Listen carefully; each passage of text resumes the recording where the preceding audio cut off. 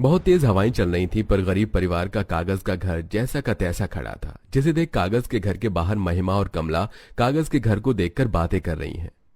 माँ जी, देखा ये कागज का घर कैसे खड़ा है, जरा सा भी नहीं हिल रहा। कभी सपने में भी नहीं सोचा था कि हम लोग इस तरह कागज के घर में रहेंगे। जिस कागज को खरीद बेचकर हमारा रोजगार चलता था, आज उसी कागज के घर में हम रह रहे हैं। भले ही ये कागज का घर है, लेकिन हमारे लिए किसी महल से कम नहीं। चल अब अंदर चल। हवाओं के साथ अब बारिश शुरू हो जाती है। घर के बरामदे में राजू, पिंकी, बिट्टू खेल रहे थे, पर घर बिल्कुल कागज के जैसे गला नहीं। बिट्टू, तेरा ये कागज का घर तो काफी बढ़िया है। अंदर से भी कितना बड़ा है और बाहर भी कितना सुंदर दिख रहा है। क्या हम यहाँ पर ड्राइंग भी कर सकते हैं? हाँ हाँ, क्यों नहीं। मैं तो अपने कमरे के दीवारों और जमीन पर ड्राइंग करता हूँ, और माँ तो मुझे डांटती भी नहीं है। लेकिन सबसे पहले हम यहाँ पर इलास्टिक खेलेंगे।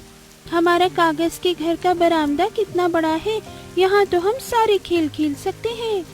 कागज जो जरा मुड़ने से सिकुड़ जाता है, हल्की सी चिंगारी से जल जाता है और पानी की कुछ बूंदों से भीगकर फट जाता है। लेकिन यह पूरा परिवार इसी मामूली कागज के घर में था, जैसे मानो ये कागज का नहीं बल्कि ईंट पत्थर का मामूली घर हो। आखिरकार ऐसा क्या कारण था कि इस परिवार को पत्थर सीमेंट छोड़कर कागज का घर बनाना पड़ा? और कागज का घर होकर भी न तो ये घर हिल रहा था और ना ही कहीं से टूट रहा था। आइए इसे जानने के लिए कहानी की शुरुआत में चलते हैं। आज फिर तूने बंसल और शर्मा जी के घर अखबार पहुंचाने में देरी की। अरे सुबह का अखबार क्या वो लोग दोपहर में पढ़ेंगे? मालिक, मैं जैसे ही अखबार देने के लिए निकला तो बीच रास्ते में बारिश हो गई। अब बारिश में कैसे अखबार देता मैं? मुझे नहीं पता, लेकिन कल से सभी के घर में समय से अखबार पहुंच जाने चाहिए, वरना किसी और को रखने में मुझे देरी नहीं लगेगी। यहाँ काम कम और लोग ज्यादा हैं, मेरी बात याद रखना तुम। अपने मालिक से बातें सुनकर केशव जैसे ही बाहर आता है तो देखता है कि फिर से बारिश होनी शुरू हो गई है। इस बार केशव साइकिल पर बड़ी सी पन्नी ओढ़कर लोगों के घर बारिश में अखबार पहुंचाता है। वहीं दूसरी तरफ आशा सीढ़ी पर चढ़ी हुई है, छत पर पन्नी बिछा रही है। माँ जी, पन्नी तो छत के हिसाब से सही है, लेकिन सिर्फ छत पर बिछाने का कोई फायदा नहीं होगा। जरा सी हवा चलेगी तो ये हवा में उड़ ही जाएगी।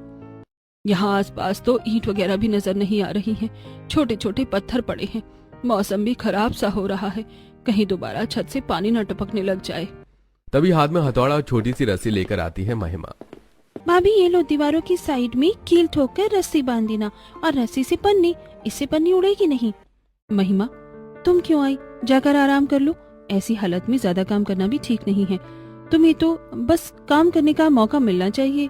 महिमा को समझाकर आशा कील और रस्सी की मदद से पन्नी को छत पर अच्छे से बिछा देती है और अब सीढ़ियों से नीचे उतर आती है। पूरा परिवार घर में आया ही होता है।